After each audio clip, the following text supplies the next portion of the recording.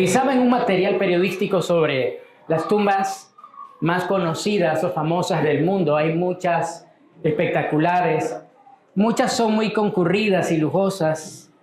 La mayoría son de actores famosos que hicieron buenas películas o series.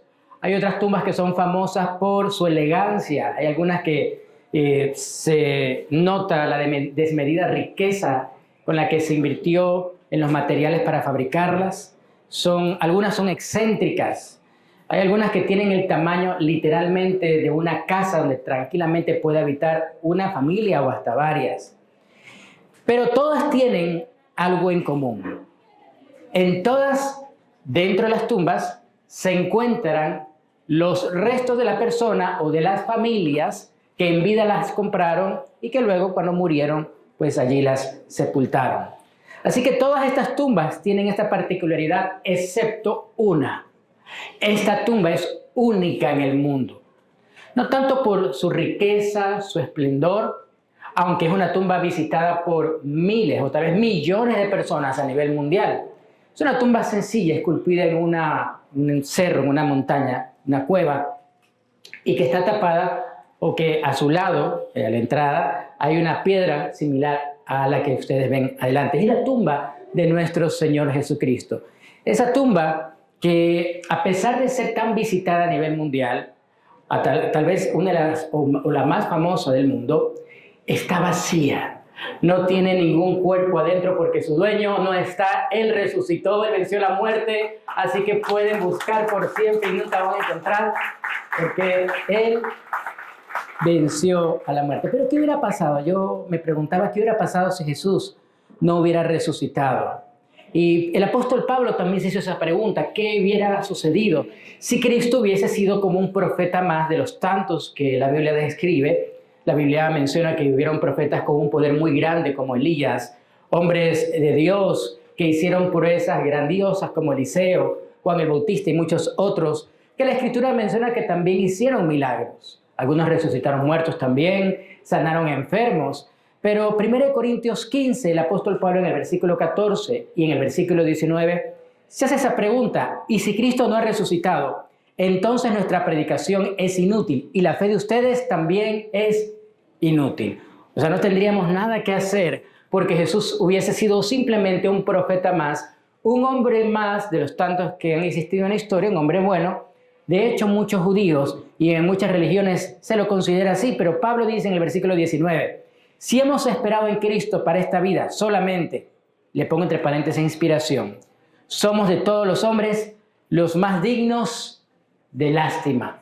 ¿Conoces personas que te inspiran? Uno ve en el internet, en las redes sociales, gente que es muy buena motivadora, que habla excelentemente bien, que tú escuchas un discurso, tú dices, wow, qué bien, uno sale muy motivado después de haberlos escuchado. Pero Cristo no solo vino a inspirarnos o a motivarnos, porque si hubiese venido tan solo a eso, dice Pablo, seríamos dignos de lástima.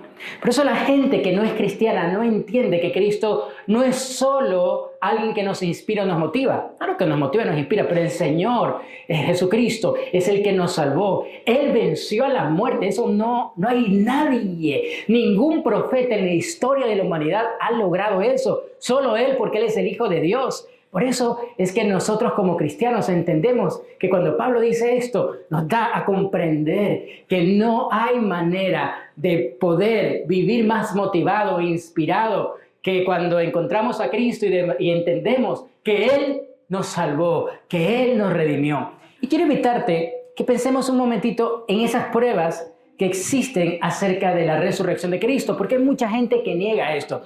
De hecho, durante años en mi ateísmo, trataba de demostrar que Cristo no murió. No murió en la tumba. Durante muchos años me dediqué a estudiar esto y me di cuenta que estaba haciendo lo del perro con la cola. ¿Se has visto que hay perros que comienzan a perseguir su cola y nunca la atrapan, verdad? Obviamente es su cola, ¿no? Y puede parecernos una tontería, pero para el perro es como una forma de vida, es un juego. Y yo creo que a veces los seres humanos estamos haciendo lo de la cola del perro, persiguiendo algo que no vamos a alcanzar. Yo me di cuenta en mi ateísmo que era algo insólito. Hay 3 obstáculos que hacían casi imposible pensar que lo que ocurrió en la tumba fue imaginación o fue un cuento que inventaron los discípulos. 3 obstáculos imposibles de resolver. Primero, había una guardia romana. Venga acá el romano, por favor. Lo trajimos directamente de allá, lo trajimos directamente desde Europa, que no se golpea así. Un romano de verdad, para que vean esa cara de romano. Y está en crecimiento todavía. ¿En serio? Había una guardia romana. Dice la Biblia que cuando Jesús murió, pasa un poquito más allá, los ancianos, los fariseos, le pidieron a Poncio Pilato que no solo les permitieran enterrar el cuerpo, sino que también custodiasen guardias romanos la tumba. ¿Por qué? Decían porque nos acordamos que aquel impostor había dicho que iba a resucitar a los 3 días, entonces no vaya a ser que sus discípulos roben el cuerpo y digan que ha resucitado. Así que pon guardias al pie de la tumba. Y Poncio Pilato asignó una guardia. Normalmente la guardia romana estaba compuesta por 4 romanos. 4 guardias que iban a hacer lo que él en este momento está haciendo. Pon este ratito allá. Impedir que alguien pudiera entrar a la tumba. Nadie entraba. 4 muchachos como este. Imagínate, con esa cara de merexista. No, perdón, de cara seria, sí. Que los emeristas son serios, ¿no los han visto? Son serios porque son ganadores. No sé qué ganan, pero bueno. Una guardia romana. Ahora, estos guardias romanos tenían la tarea de impedir que vinieran a robar la tumba. Otro filtro que había también allí era una gran piedra. Esta piedra simula la entrada puesta en la tumba. El peso aproximado de esta piedra se cree que es de 2 toneladas. Si estamos hablando de una piedra que pesaba 2 toneladas, tenía una forma redondeada, precisamente para poderla rodar por su peso. Ahora, ¿cuántas personas crees que necesitan para mover una piedra de 2 toneladas? Normalmente esos camiones de 1 tonelada, los carros que son muy pesados, para poderlos mover, tienen 4 ruedas, tienen que empujarlos siquiera unas 4 o 5 personas, así que esta piedra se cree que entre 8 personas o 10 personas podían moverla. Tal vez utilizando palancas, pues unas 6 personas como mínimo. O sea que ese es otro filtro que había para la tumba vacía, para la tumba del Señor. ¿Me están siguiendo, familia? Y el tercero, ¿me ayudas, Steven? ¿Dónde estás? Era el sello. El sello consistía, tráelo por acá, por favor. Era una cuerda que ellos ponían sobre... ¿Me la tienes, por favor, ahí un ratito?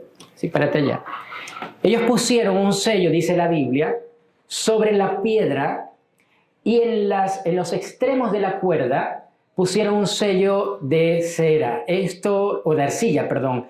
Y ponían la cara del César, era literalmente un sello. Ponían arcilla fresca y sellaban con la cara del César. ¿Qué significaba esto? En ambos extremos, esto no se podía romper. Si se rompía, para Roma era uno de los peores crímenes existentes. Inmediatamente mandaban a llamar al FBI romano de esa época, y también habían agentes secretos especializados en Roma. Roma tenía un ejército muy bien especializado. Buscaban al culpable o a los culpables, y la pena por romper el sello era aún peor que la que había pasado el Señor Jesucristo. Los crucificaban, pero al revés, y golpeaban su vientre para que el intestino salga por la boca. Esa era la pena que Roma dispuso por romper los sellos de seguridad. Estos 3 filtros eran inevitables. La pregunta es, si alguien robó el cuerpo, ¿cómo hizo para romper estos 3 filtros? ¿Qué sucedió? Bueno, la Biblia describe qué sucedió. Un poquito más adelante, la Biblia nos describe qué fue lo que ocurrió. En Mateo 28 dice la Biblia, versículo 2, se produjo un gran terremoto y el ángel del Señor descendió del cielo, corrió la piedra a un lado. Imagínense que el ángel, para nosotros esto era muy pesado, y el ángel lo que hizo fue, hasta para allá. El ángel, imagínense la fuerza de un ángel. Simplemente, ahí tenemos un ángel musculoso. Todos los músculos están aquí en la barriga, pero ahí está. El ángel corrió la piedra, y el sello, ¿saben qué pasó? Recoge por favor el sello. La Biblia no describe absolutamente nada del sello por una sencilla razón. Desapareció. Desapareció el sello romano. Y la Biblia también menciona un poco más adelante que los soldados, versículo 4, los guardias temblaron de miedo y cuando lo vieron y cayeron desmayados por completo. Desmáyate, Romano. Eso. Estamos recreando la escena, ¿no? En 3D. Todo eso pasó en ese momento, un terremoto como el de hoy en la mañana, no sé si lo sintieron, un temblorcito fuerte.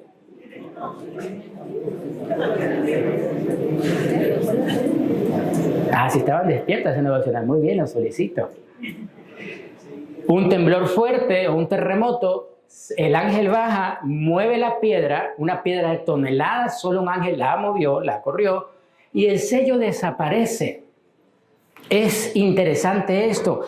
Y los guardias, dice la Biblia, temblaron de miedo, guardias romanos expertos en pelea, se desmayan del miedo. Todo eso pasó y es ahí donde nos damos cuenta que esto no pudo haber sido fingido.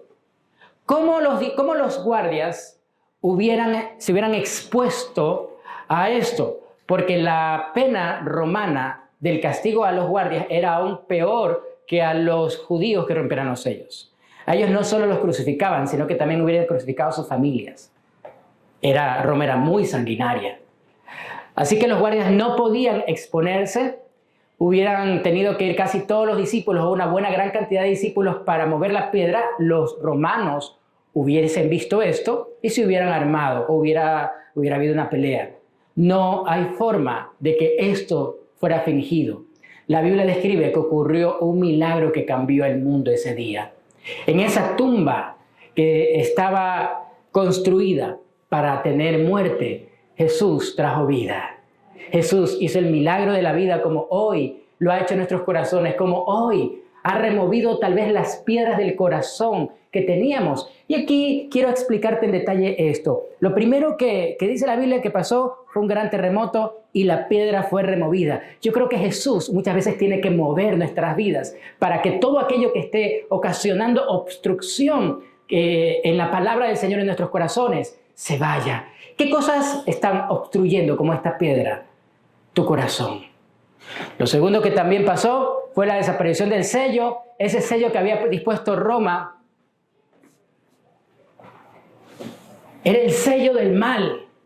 Y tal vez tú y yo teníamos un sello también en nuestro corazón. ¿Y sabes qué hizo Jesús con ese sello?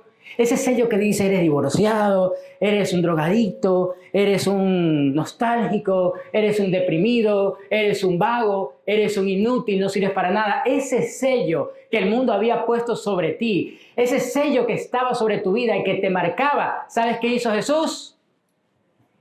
Desapareció. Jesús rompió con todo sello que el enemigo había puesto sobre nuestras vidas. Él nos liberó no solo de lo que nos obstruía, sino también del sello que Satanás había puesto sobre nosotros, un sello de culpabilidad. Y ahora Jesús decía sobre ese sello, ya no existe más porque yo pagué por ustedes. Él pagó por mí, Él pagó por ti. ¿No te parece maravilloso?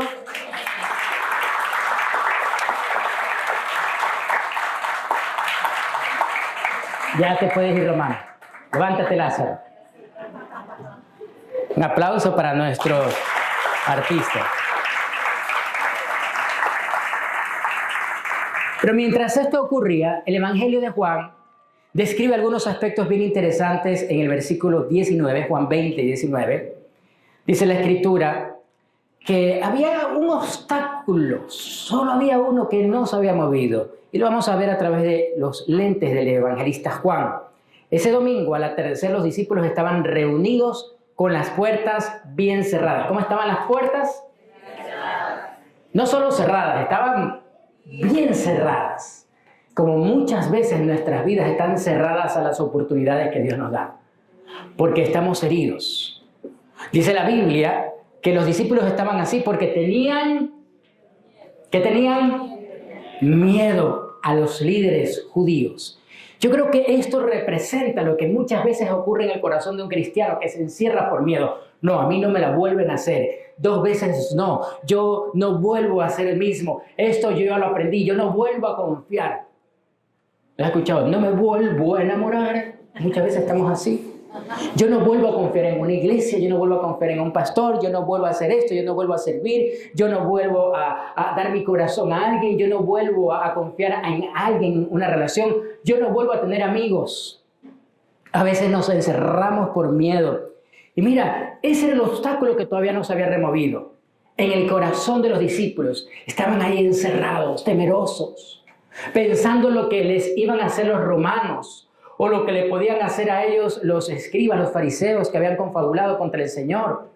Es terrible, pero mira, el miedo te encierra. El miedo te paraliza. Por eso yo quiero invitarte que mires un momento a la persona que está a tu lado y le digas, vamos a salir de aquí libres del miedo. Porque todos tenemos miedo a algo. Algunos tal vez le tengan miedo a, qué sé yo, a los insectos. Otros tal vez le tengan miedo a la soledad. Hay gente que le tiene miedo a una enfermedad. Yo conozco gente que me dice, yo tengo miedo a que me dé cáncer como le dio a mi mamá. Yo tengo miedo que me dé una enfermedad como le dio a mi papá. Yo tengo miedo a separarme como le pasó a mis padres. Yo tengo miedo de pronto a que me roben porque vi un asalto. No sé cuál sea tu miedo, pero todos convivimos con pensamientos que vienen a nuestra cabeza y que nos hacen sentir miedo. ¿Cuál es tu miedo? Ese miedo que no se lo cuentas a cualquier persona. Ese miedo que tú conoces que existe en tu corazón y que te taladra cada cierto tiempo con pensamientos como, cuidado, te está saliendo una bolita por aquí. ¿No será que tienes cáncer? Cuidado, tu esposa pasa mucho tiempo en el celular, ¿no será que tiene otro? O tu esposa, tu esposa, que de pronto ves a tu esposo mucho tiempo en el celular y lo andas oliendo para ver si huele a leña de otro hogar. ¿Cuál es tu miedo? Tal vez tu miedo es quedarte sin trabajo, tienes mucho temor y por eso aguantas maltratos. Te da miedo emprender. Yo conozco personas que les da miedo emprender y son muy, muy buenos creativos, pero les da miedo porque piensan que no van a lograrlo, que no van a poder. No sé cuál sea tu miedo, pero todos tenemos un poquito de miedo. ¿Sí? Miedo a las inyecciones. ¿Sí? Ahí me tocaron a mí, pero que uno no tiene mucho, entonces le duele. Pero hay miedos. Pero la Biblia menciona que el Señor es experto en remover obstáculos. El Señor es experto en quitar todo aquello que obstruye la bendición. Y miremos un poco más adelante, dice la Biblia, en el siguiente pasaje, de pronto Jesús estaba de pie en medio de ellos. La paz sea con ustedes, dijo. Pero recuerden que la puerta estaba bien cerrada. Estaba bien cerrada. Y Jesús entra. La Biblia menciona que Él estaba de pronto de pie en medio de ellos. Imagínate, está todo cerrado y se aparece aquí el Señor y aquí estoy. ¡Qué momento!, ¿no? Espectacular ver al Señor parado. Aquí estoy. La paz sea a ustedes. Uy, en ese momento yo me imagino que ellos se quedaron, pero aniquilados, blancos, pero a la vez con esa extraña sensación de ver un milagro. Y lo primero que quiero hoy regalarte a través de la palabra de Dios es que cuando Jesús resucita nos da regalos. ¿Qué nos da? Regalos. ¿Quién quiere un regalo de parte de Jesús? ¿Cuántos quieren un regalo de parte del Señor? Porque este regalo están aquí, esos regalos que el Señor nos ha dado. Y lo primero es que Jesús dice es, la paz sea con ustedes. ¿Qué nos da Jesús?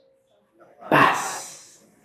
Jesús nos da una paz. Dice Filipenses 4:7 que Él nos da una paz que sobrepasa todo entendimiento. Es decir, la gente del mundo no puede entender, pero ¿por qué tienes tanta paz o por qué estás feliz si estás enfermo? Sí, estoy enfermo, pero sé que Dios me va a sanar. Porque nosotros tenemos esperanza y fe en que nuestro Señor no nos deja solos en la tormenta. Por eso la gente no puede entender, pero ¿por qué te ríes? Yo me acuerdo cuando mi esposa estaba con todo el proceso del cáncer y se le cayó el cabello y su cabellera hermosa se fue y ahora tenía una cabeza blanca como rolón allí, pero sonreía y la gente le decía, pero se ve hermosa y ella sonreía así, siempre. Y porque una vez alguien me preguntó, pero ¿cómo hace su esposa? Y yo le dije, la paz del Señor. Esa paz no se la puede entender, pero tú sientes dentro de ti que algo está bien a pesar de que todo esté mal. Muchos no lo van a comprender, pero Dios sí. Y tú también. Porque en Cristo Jesús Él te da una paz, una confianza. Y tú dices, aunque sé que la situación económica del país es compleja, Dios está conmigo y tengo paz porque sé que Dios va a guiar mis pasos. ¿Cuántos queremos sentir esa paz? ¿Cuántos queremos experimentar ese primer regalo? Jesús te la dio. Cuando Él resucitó, lo primero que nos da es paz. Se asustaron, yo me imagino, los discípulos al ver al maestro en medio. Pero dijo, hey, paz, tengan paz, tranquilos. Tranquilos, paz. Yo estoy aquí. Afuera hay mucha convulsión, es cierto, pero yo estoy con ustedes. Y el segundo regalo que vemos nosotros, que Jesús le da a sus discípulos, es el gozo. Dice el versículo siguiente, mientras hablaba les mostró las heridas de sus manos y su costado. Ellos se llenaron de alegría cuando vieron al Señor. Una vez más les dijo, la paz sea con ustedes, como el Padre me envió a mí, así los envío, yo los envío a ustedes. ¿Sabes qué? La Biblia menciona que Jesús les dio gozo, ¿sabes? A pesar de que tengo heridas, el Padre está conmigo y yo estoy con ustedes. Quiero decirte algo, querida familia de fe. En medio de un momento complejo como estamos viviendo nosotros en nuestra sociedad, en nuestro país, tenemos que aprender a no perder el gozo, a mantener el gozo, la alegría. Él ha resucitado y si Él ha vencido la muerte, Él puede vencer a cualquier grupo que se levante. Él puede vencer la economía rota en nuestro país y levantarnos en medio de un momento convulsionado como este. Porque Él es poderoso. Él nos da alegría, Él nos da gozo. El gozo es más profundo que la alegría. Porque la alegría es momentánea, pero el gozo es cuando a pesar del momento difícil tienes paz, pero mantienes una buena actitud. Y por todo lo que estás viviendo, pasando, ¿y cómo estás? Sí, yo sé que estoy pasando una crisis. Yo sé que en este momento mi negocio está quebrado, pero sé que me voy a levantar, sé que voy a salir adelante, sé que esto es temporal. Recuerdo aquella vez cuando estábamos en el hospital de Solca y mientras estábamos esperando con mi hijo, tenía una consulta, llegó un niño un poco más pequeño que él, sin cabello el niño, pero el niño estaba en proceso de quimioterapias todavía, pero el niño feliz, estaba muy emocionado ese día. ¿Y por qué estaba tan emocionado? La mamá, comenzamos a conversar con la mamá y me dijo, es que a él le gusta venir y hoy prometieron que le van a dar juguetes. Él iba a recibir también quimioterapias ese día, una quimioterapia, sin embargo, su corazón estaba concentrado, no en la enfermedad, sino en el juguete, en lo que iba a recibir. ¿En qué te concentras tú? Tal vez estás concentrado en tu proceso, es que tengo muchas cosas que pagar, tengo deudas que cancelar en la tarjeta de crédito y mañana me llaman los de la Chirancar y no sé cuántas cosas más y tal vez tienes muchas cosas pendientes, pero sabes, concéntrate en aquello que viene de parte de Dios y tu estado emocional va a cambiar, tu actitud va a cambiar, te vas a sentir mejor porque te concentras no en lo terrenal sino en lo celestial, en aquello que viene de parte del Señor para tu vida. ¿Cuántos anhelamos ese regalo también? Ese gozo. Y tú dices, yo sé que lo que viene es mucho mejor, que tal vez perdí cosas en este tiempo, pero Dios me las va a devolver porque Él es fiel y justo y Él es bondadoso. ¿Cuántos lo creemos en el nombre de Jesús?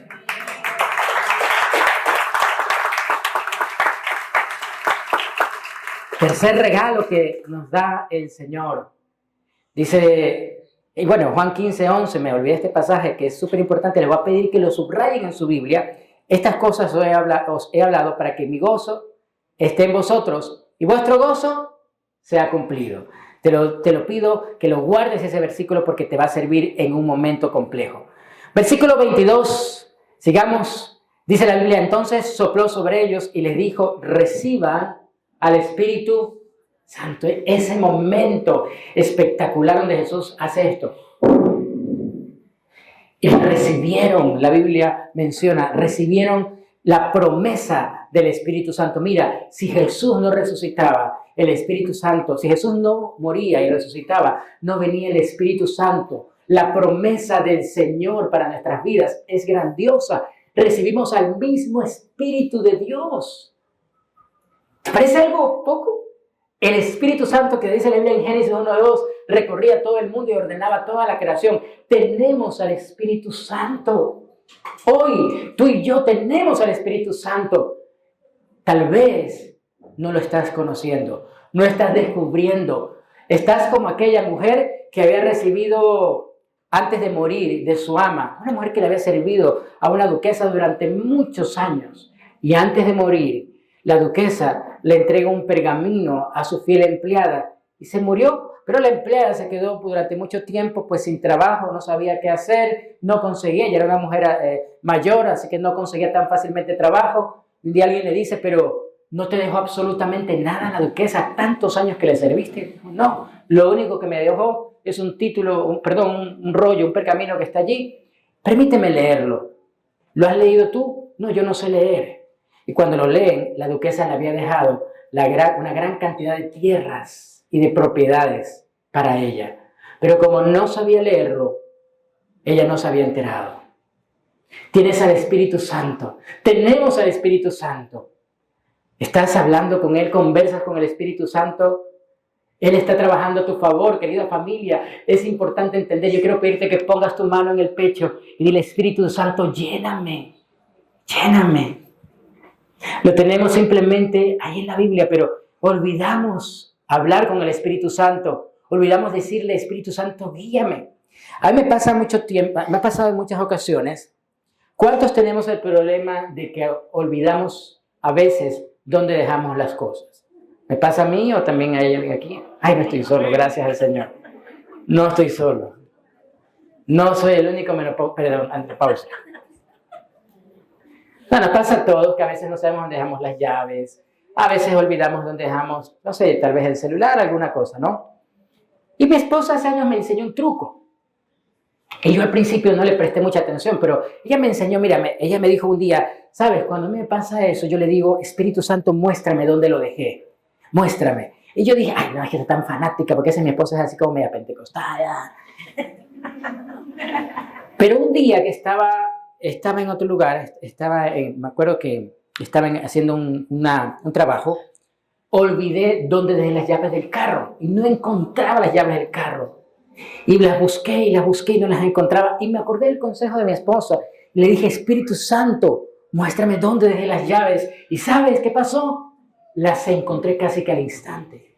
Y ahí me di cuenta de que la promesa de Jesús de que nos daría un asistente, un paráclito, nos daría un consolador, nos daría el Espíritu Santo es cierta.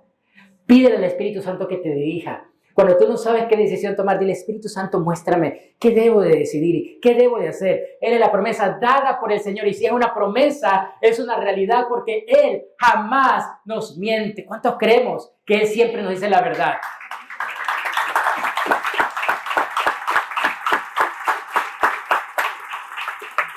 Pero finalmente hay otro regalo que Él nos dio. Un regalo maravilloso. ¿Se acuerdan cuál fue el primero? La paz. El segundo, el gozo. El tercero, el Espíritu Santo. Y el cuarto, nos dio un propósito. Dice la Biblia que Él nos dio un propósito para poder ir y compartir su palabra, para entender que tenemos un llamado. Versículo 23. Si ustedes perdonan los pecados de alguien, esos pecados son perdonados. Si ustedes no los perdonan, esos pecados no son perdonados. ¿Sabes qué quiere decir esto? Nos dio un propósito de ser aquellos que llevemos su mensaje de amor, de perdón, de paz. Él nos dio un propósito. ¿Cuántos a veces comenzamos a pensar, ¿qué voy a hacer con mi vida? ¿Qué voy a hacer con los años que me faltan? ¿Para qué estoy aquí en la tierra? ¿Te has preguntado para qué? ¿Cuál es tu propósito aquí? Tal vez tengas un trabajo. Tal vez tú ya tengas muy clara tu vida en el aspecto laboral. Pero estoy seguro que tú no naciste solo para eso. Hay algo más importante. ¿Y sabes cómo se llama? Tu propósito de vida. Dios te puso aquí en la tierra para algo. Dios pensó en ti. Un día Dios cogió un poco de polvo y dijo, voy a hacer a Jorge, voy a hacer a Anabel, voy a hacer a Cristina, voy a hacer a Luis, a Cristian. Y Dios comienza a hacernos y piensa en ti y en mí con mucho cuidado. Yo no creo que el Señor haya cogido un poco de polvo y a ver, ¿a quién hago hoy día? No sé, voy a hacer un Rolando a ver qué me pasa. No, Él nos crea con un propósito, Él piensa y voy a hacer a tal persona por esta razón. Hay un propósito para tu vida. ¿Lo has descubierto? ¿Sabes para qué estás aquí en la tierra? ¿Sabes para qué? Dice la Biblia en Mateo 28, 18 al 20, que Él nos dio una gran encomienda. Él nos dio una gran comisión. Ir y hacer discípulos. En este pasaje se concentra algo muy importante. Y me van ayudando con la música. ¿Sabes? Se concentra algo muy importante. El aprender a amar a los demás. A escuchar sus pecados, a ayudar a la gente con sus cargas. Eso hacemos los pastores, los líderes, los discípulos de Cristo. Ayudamos a la gente con sus cargas.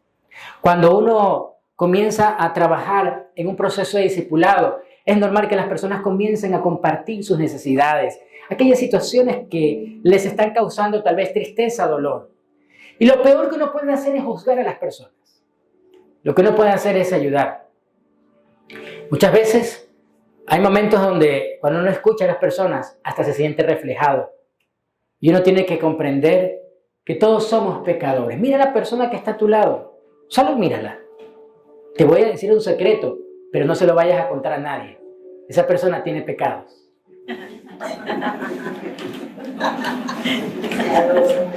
Las esposas le confiesan cuáles.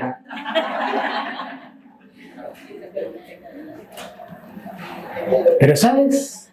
A pesar de que esa persona tiene pecados, tú también, yo también los tengo. Pero dice la palabra de Dios que nuestros pecados en esa cruz y en esa tumba quedaron sepultados para siempre. ¿Qué te parece esos maravillosos regalos que recibimos de parte de Dios? ¿Sabes? A través de estos regalos, hay tres cosas que ocurrieron con la resurrección de Cristo. Tenemos el perdón de nuestros pecados. Nuestros pecados desaparecieron. Ya el Señor no nos recuerda. Imagínate si llegásemos al cielo y allá nos recibiría San Pedro, como dice la leyenda, con la tablet y nos dice, vamos a ver, Carlos, Juan, Miguel, Eugenia, Juana. El 3 de junio a las 10:05 de la mañana tuviste un mal pensamiento. Y comienza a decirnos todos los pecados que hemos hecho a lo largo de nuestra historia. No sé ustedes, pero yo tuviera una lista muy larga. Pero ¿sabes qué hace Dios? Esos pecados desaparecieron. Ya no se acuerda de nuestros pecados. Algo que ocurrió con la resurrección, además del perdón de los pecados, es que tú y yo tenemos comunión con nuestro Padre. Por eso no necesitamos a nadie más. Dice la Biblia que Él es el camino, la verdad y la vida. No necesitamos otros intercesores. Ay, pero es que este santo es tan especial. ¿Sabes? No hay más santo que Cristo. No hay nadie más que Él. Fuera de Él no hay absolutamente nadie. Aún la Biblia nos menciona algo maravilloso. Cuando se acaba el vino en las bodas de Canaán y la gente comienza a buscar qué hacer, María ofrece una solución, la madre de Jesús, su discípula más fiel.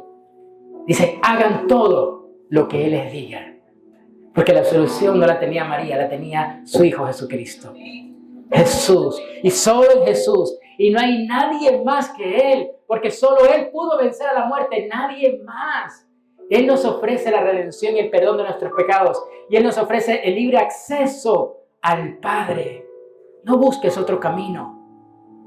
Porque si no, te puedes desviar. Y puedes tomar un camino diferente al de Cristo.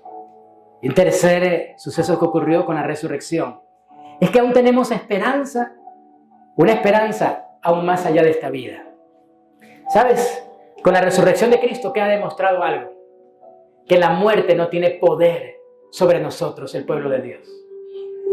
que algún día tal vez nos atrape. Tal vez algún día. Y voy a tomar las palabras de un gran siervo de Dios que está hoy en la presencia del Señor.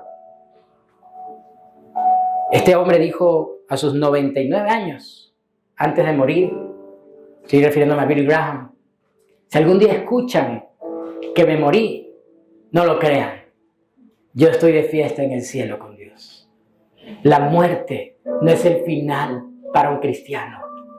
La muerte no es el destino final. A nosotros nos espera la promesa de la vida eterna con Jesús. Si nuestro Maestro pudo resucitar y Él dijo, grandes cosas haremos, aún mayores, eso quiere decir que tú y yo también vamos a resucitar. Vamos a morir, pero vamos a resucitar. Es la promesa de Él. Pero sabes, mientras eso ocurre, allá en el cielo nuestra alma está en la presencia del Señor. Estaremos siempre bajo su amparo. Así que la muerte no es el final. Si tú has perdido a alguien en tu vida, has tenido que enterrar a alguien y te duele el alma porque hoy ya no lo tienes, hoy recibe esta promesa de parte de Dios. La muerte para el cristiano no es el final, es simplemente una transición a algo nuevo, a algo mejor, a estar en su presencia, en la presencia del Señor. Por eso, con la resurrección de Cristo, nosotros podemos comprender que todo tiene solución, aún la muerte para el cristiano. Aún para nosotros, el pueblo de Dios, la muerte no es la sentencia final. Quiero concluir con algo. Mira, no tenemos un Salvador con sus restos en una tumba desconocida o concurrida. Tenemos una tumba vacía porque nuestro Salvador venció a la muerte y solo quedó algo en la tumba. Vendajes. Esos vendajes que envolvieron su cuerpo, que estuvieron allí. Dice la Biblia que las mujeres los encontraron dobladitos, porque miren que hasta ordenado era el Señor, bien dobladitos los encontró allí. Para esos maridos que no tienen la cama, Señor, uy, salió de lo profundo. Sin daños a terceros, pero bueno. Encontró las vendas ahí dobladas, pero vacías, como un recuerdo de que en esa tumba ya no había un cuerpo. Quedaron unas vendas que envolvieron en algún momento el cuerpo del Señor. Y hoy yo quiero invitarte a que tires las vendas de tu corazón, porque estás sano. A que dejes a un lado aquello que te atrae al pasado. A que hoy resucite también de tu corazón el deseo de tener un propósito claro en el Señor. Que hoy dejes las vendas que tienes en tu alma y digas, Señor, yo soy sano porque tú resucitaste por mí. Soy libre del pecado, soy libre de toda enfermedad, soy libre porque tú me has hecho libre. Porque si Él venció la muerte, ¿qué es imposible debe ser para nuestro Señor? Vamos a ponernos en pie y vamos a darle un fuerte aplauso al Señor.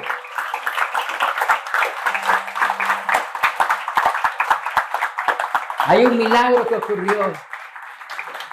Un milagro que cambió la historia que ocurrió en esa tumba. El milagro de muerte a vida. El milagro más grande.